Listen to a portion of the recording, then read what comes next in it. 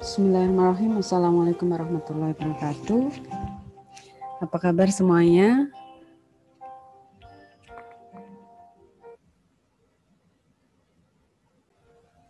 Semoga semuanya tetap dalam kondisi sehat dalam lindungan Allah SWT. Baik, pada kesempatan kali ini, mata kuliah ekonomi kesehatan, kita akan membahas tentang pasar pelayanan kesehatan. Yang akan kita bahas pada kesempatan kali ini ada yang pertama, kita membahas tentang konsep pasar itu sendiri, bagaimana batasan pasar itu sendiri, kemudian bagaimana karakter pelayanan kesehatan, dan kita bisa melihat seperti apa pasar pelayanan kesehatan pada era globalisasi. Dan kemudian syarat pokok pelayanan kesehatan.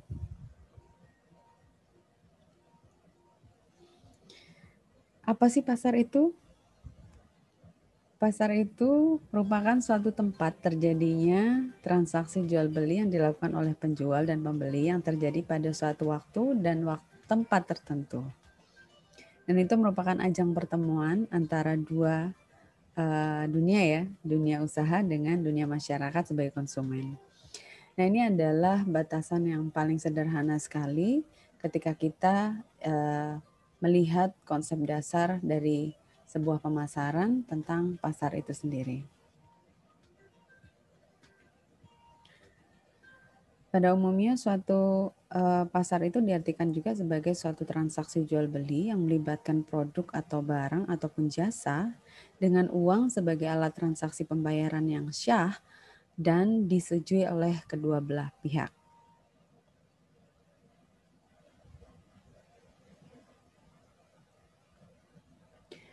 Nah, pasar juga tidak harus berupa sebuah tempat ya, akan tetapi bisa juga suatu institusi yang artinya sesuatu itu menjadi suatu ajang, suatu operasi yang bisa menentukan suatu harga.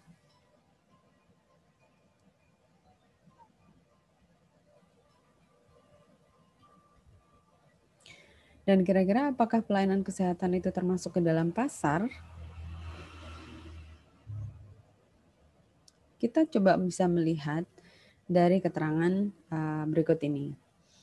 Pada sektor kesehatan, industri pelayanan kesehatan melibatkan jutaan transaksi ekonomi di dalamnya, yaitu sebagai pelaku sektornya adalah jasa dan barang. Nah, artinya di sini ketika kita membahas tentang bahwa pelayanan kesehatan itu melibatkan jutaan transaksi, sementara kita memberikan batasan bahwa pasar itu terjadi adanya suatu transaksi jual beli antara produsen dengan konsumen. Yang artinya berarti kita bisa mengategorikan pelayanan kesehatan itu masuk ke dalam pasar. Produsen di sini adalah orang yang berada di dalam pelayanan kesehatan. Dalam hal ini kita misalkan adalah instansi pelayanan kesehatan yaitu rumah sakit.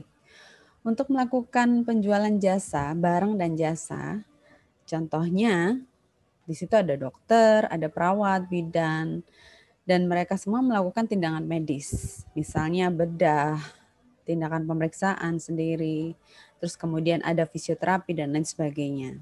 Nah, itu adalah yang mereka jual.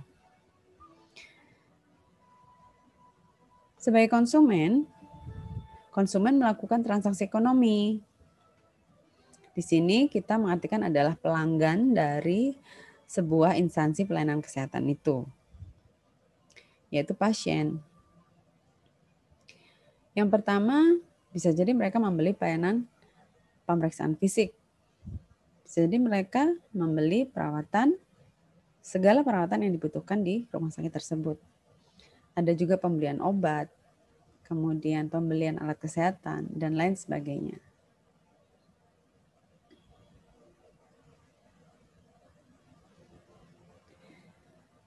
Komponen pasar itu sendiri tentunya ada pembeli, ada penjual, ada barang dan jasa atau ya yang diperjualbelikan, yang ditawarkan, dan ada suatu wadah untuk melakukan suatu transaksi jual beli tersebut dan ada alat tukarnya.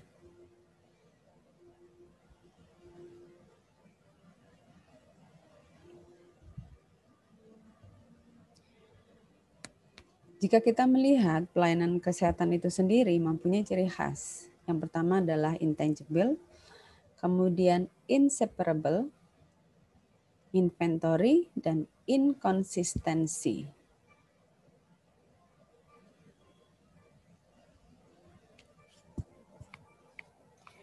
Intangible artinya tidak berwujud. Jadi pelayanan kesehatan ini mereka tidak bisa hanya dilihat wujudnya saja dan tidak bisa dinilai dengan secara langsung oleh panca indera. Akan tetapi pelayanan ini lebih berbentuk jasa yang bisa dirasakan manfaatnya, bisa dirasakan melalui kepuasan-kepuasan pelanggan atau kepuasan pasien yang sedang dirawat.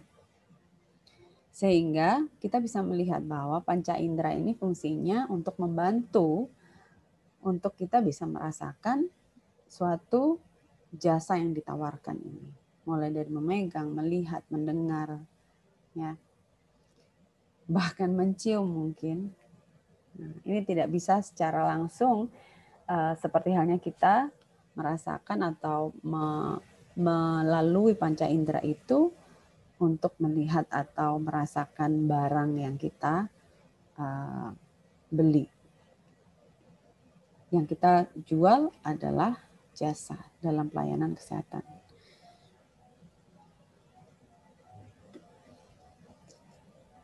Inseparable artinya tidak bisa dipisahkan. Produksi dan konsumsi pelayanan kesehatan menjadi suatu proses simultan atau bersama. Tindakan yang dilakukan oleh dokter pada saat yang sama digunakan juga oleh pasien.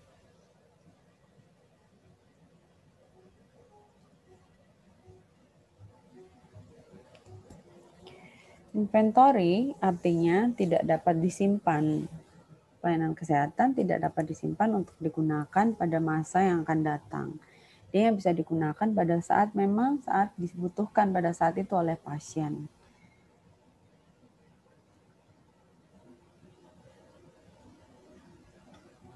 Inkonsisten artinya bervariasi, tidak selalu seperti itu atau tidak konsisten.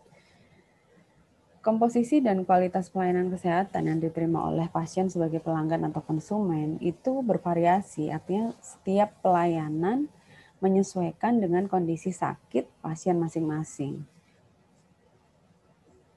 Apakah bisa sama? Bisa jadi.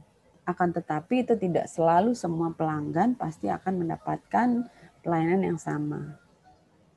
Walaupun kadang penyakitnya sama, belum tentu treatmentnya treatmentnya sama. Treatment akan selalu menyesuaikan dengan kondisi pasien masing-masing.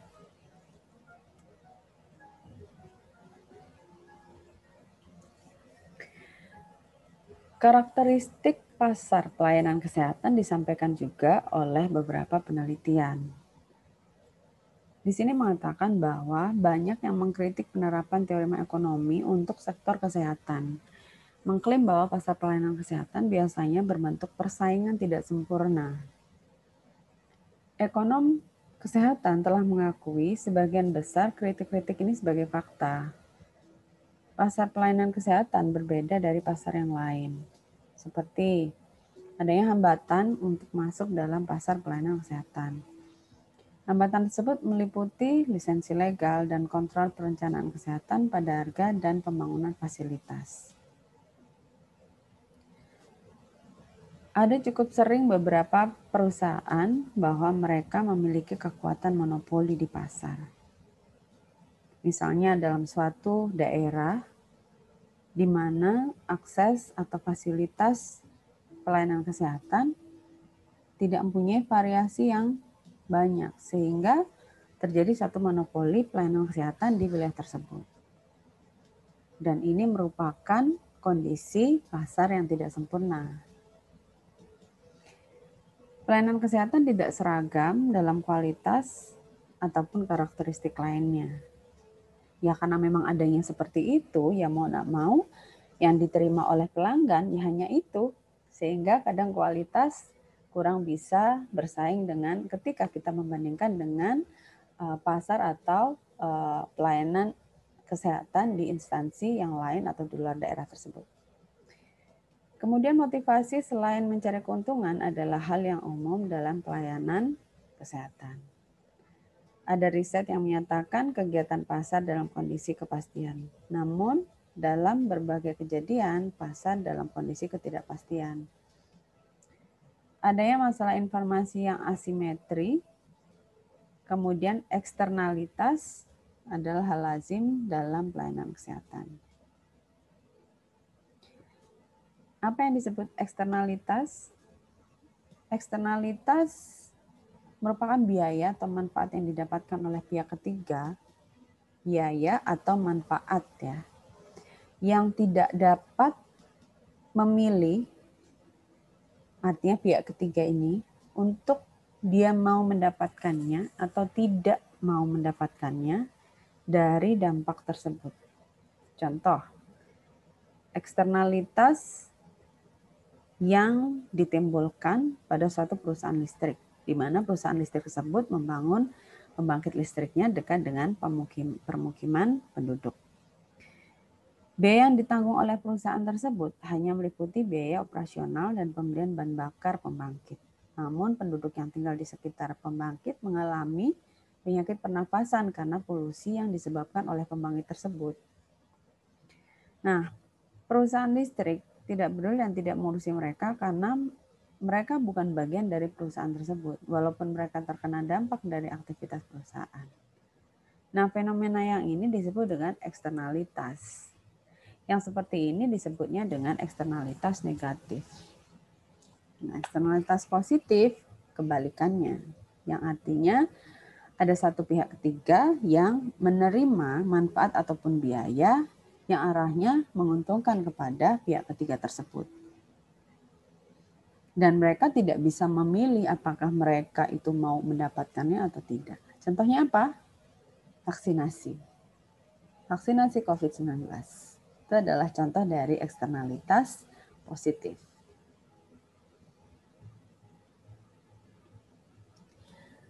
Pasar pelayanan dan era globalisasi. Saat ini banyak sekali termasuk di Indonesia, negara-negara di Asia yang menghadapi masyarakat ekonomi ASEAN, yang artinya akan berpengaruh terhadap industri-industri perdagangan dan layanan jasa termasuk layanan kesehatan.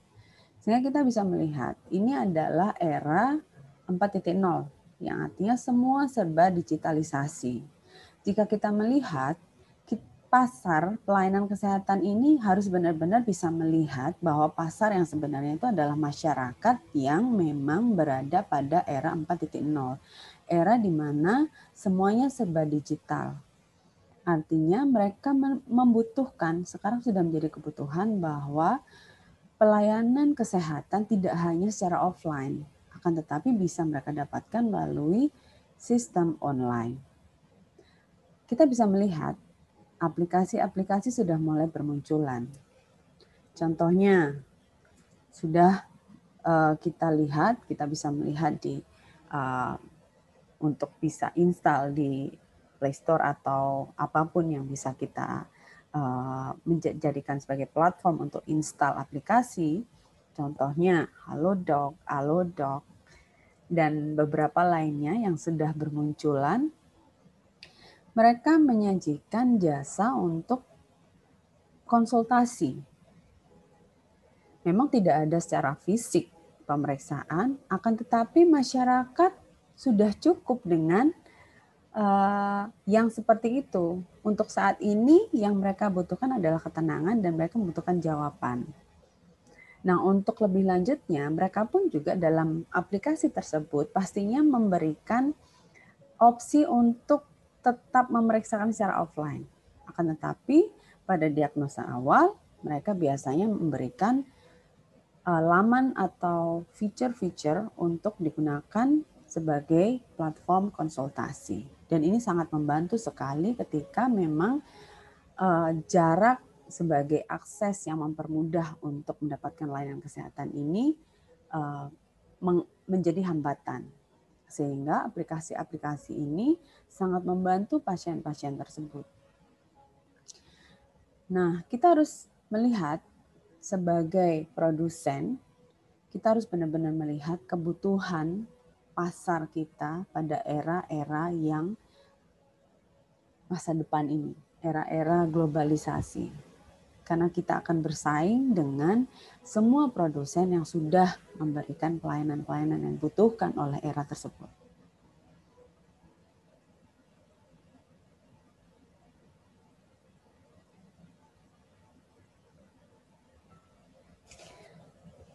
Dalam menghadapi era globalisasi, berbagai tantangan akan dihadapi oleh pelayanan kesehatan.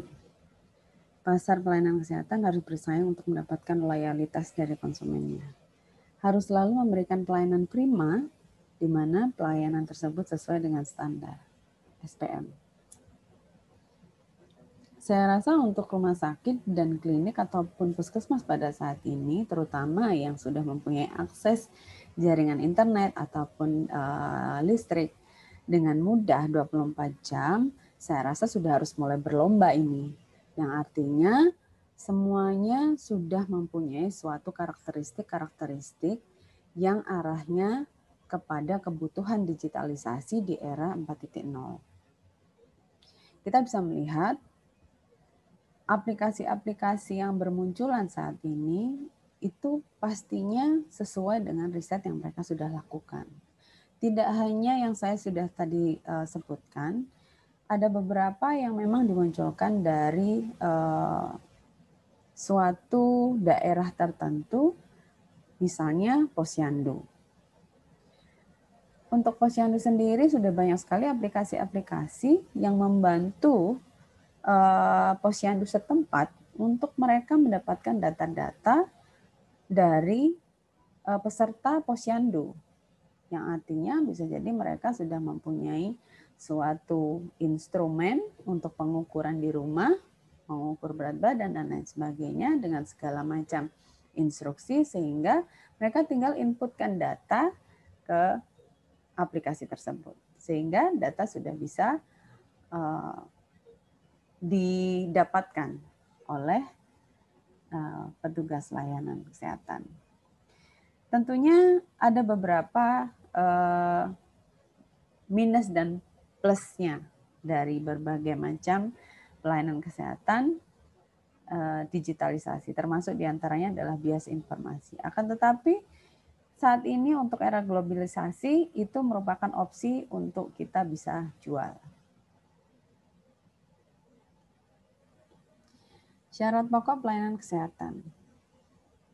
Di antaranya adalah tersedia dan berkesinambungan. Dapat diterima dengan wajar, mudah dicapai, mudah dijangkau, dan bermutu.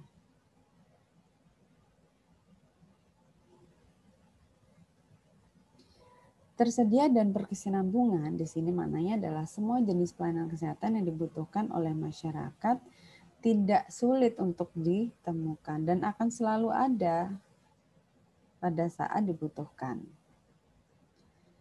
Tidak menyulitkan masyarakat yang membutuhkan.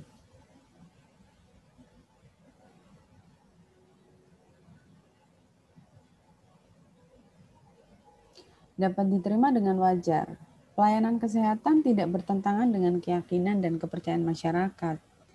Kita harus aware dengan adat. Kita harus aware dengan budaya masyarakat. Meskipun sebenarnya kadang budaya mereka bertentangan dengan perilaku kesehatan. Akan tetapi kita harus menyesuaikan dulu bagaimana caranya nanti semua layanan kesehatan itu akhirnya bisa masuk ke dalam masyarakat sesuai dengan yang mereka butuhkan.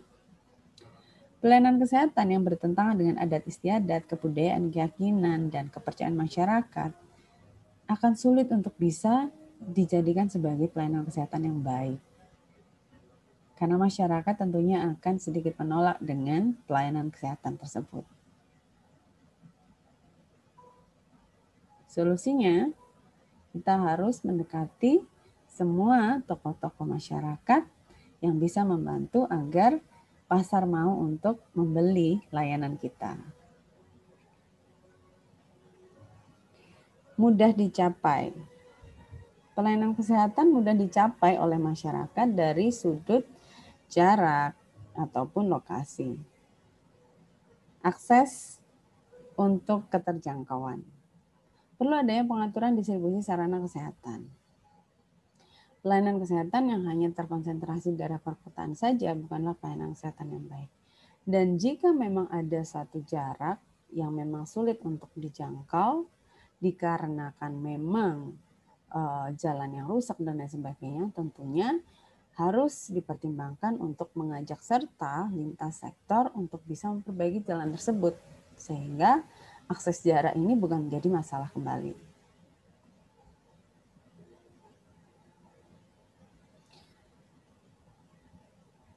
Pelayanan kesehatan mudah dijangkau oleh masyarakat dari sudut biaya. Harus dapat diupayakan agar biaya pelayanan kesehatan sesuai dengan kemampuan ekonomi masyarakat. Jangan sampai salah dalam menentukan biaya-biaya yang harus dikeluarkan oleh masyarakat untuk mendapatkan pelayanan tersebut.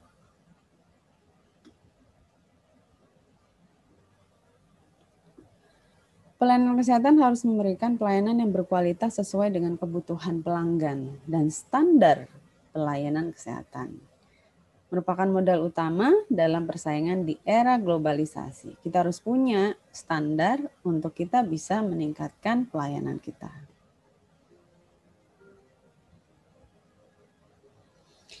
Nah, jika pasar itu bisa sesuai dengan apa yang disyaratkan dalam karakteristik yang dimau oleh masyarakat, maka kita harus berhati-hati karena pasar itu juga bisa mengalami suatu kegagalan.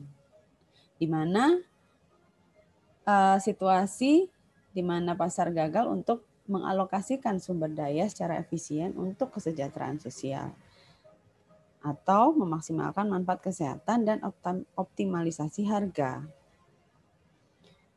Ya, contohnya dengan informasi yang tidak sempurna, persaingan juga tidak sempurna, dan banyak terjadi eksternalitas.